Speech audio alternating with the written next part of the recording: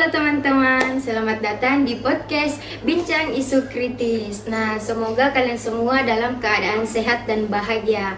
Nah, di episode kali ini kita akan membahas tema yang sangat dekat dengan kehidupan sehari-hari, yaitu tentang pengasuhan terpadu berbasis komunitas. Nah, mungkin banyak yang berpikir kalau mengasuh anak itu hanya tugas orang tua saja. Nah, padahal sebenarnya lingkungan sekitar juga punya pengaruh besar terhadap perkembangan anak. Nah, supaya pembahasannya lebih seru dan membawa wawasan, hari ini saya tidak sendiri, tetapi ada narasumber yang akan berbagi pendapat dan pengalaman tentang pengasuhan anak. Nah, terlebih dahulu boleh kepada narasumber untuk memperkenalkan dirinya dulu. Oke, baik. Terima kasih atas undangannya karena telah mengundang saya di podcast kali ini. Nah, perkenalkan saya Winda Tripuspita Lestari. Saya adalah mahasiswa dari Pendidikan Masyarakat. Nah, menurut kakak sebenarnya apa sih yang dimaksud dalam pengasuhan terpadu berbasis komunitas itu? Oke, jadi pengasuhan terpadu berbasis komunitas itu adalah pengasuhan anak yang dilakukan secara bersama-sama. Jadi tidak hanya orang tua saja, masyarakat maupun lembaga itu harus saling mendukung dan mendampingi anak mereka agar perkembangannya itu semakin meningkat. Oke, kita beralih ke pertanyaan berikutnya ya. Nah, kenapa sih pengasuhan anak tidak bisa hanya menjadi tanggung jawab keluarga saja? Nah, jadi mengapa pengasuhan anak tidak bisa menjadi tanggung jawab orang tua saja? Karena perkembangan anak juga itu dipengaruhi oleh lingkungan. Nah, lingkungan sekitar, anak tidak hanya belajar dari rumah, tetapi juga belajar dari teman-teman sekitarnya maupun teman-teman sebayanya. Jadi, maka perkembangan anak juga bisa menjadi lebih baik jika pergaulannya juga itu baik. Oke, baik sekali ya jawabannya. Oke, boleh kita langsung beralih ke pertanyaan selanjutnya ya Kak. Nah, kalau menurut kakak sendiri nih, apa sih tantangan terbesar orang tua saat ini dalam mengasuh anak?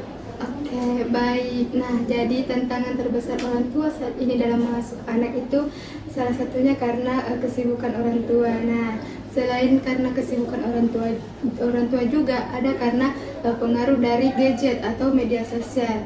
Nah, jadi banyak orang tua itu sibuk kerja sehingga dia bisa melupakan anaknya di rumah, tidak bisa membersamai anaknya. Nah, mungkin itu saja Kak. Oke, jadi tantangan terbesar orang tua saat ini itu memang kesibukannya orang tuanya masing-masing ya, sehingga berpengaruh kepada anaknya sendiri dan teknologi.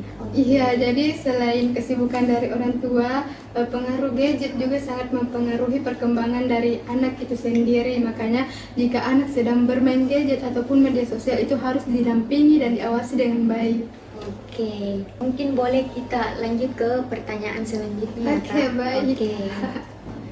Nah, sebagai mahasiswa pendidikan masyarakat nih, apa yang kakak bisa lakukan untuk membantu orang tua di masyarakat? Oke, baik. Jadi kita bisa melakukan pendekatan langsung di masyarakat itu, misalnya penyuluhan, kegiatan parenting, ataupun sosialisasi maupun diskusi kecil atau diskusi santai bersama dengan orang tua. Nah, yang penting kita bisa menyampaikan dengan bahasa yang sederhana, mudah dipahami dan tidak terkesan menggurui. Jadi itu saja Kak. Wah, benar sekali jawaban dari kakak. Nah, kita juga sebagai mahasiswa, kita tidak hanya belajar dari teori saja, tetapi kita juga harus hadir di tengah masyarakat untuk memberikan manfaat edukasi yang sederhana dan mudah dipahami. Iya, benar sekali. Oke Kak, mungkin masih ada pertanyaan? Baik, kita ke pertanyaan selanjutnya saja ya.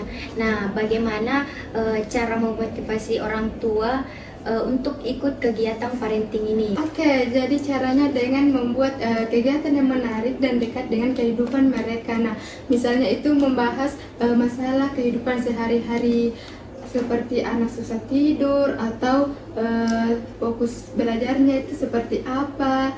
Nah, jadi kita harus berkegiatan juga harus santai supaya orang tua mereka tuh merasa nyaman dan ikut berdiskusi.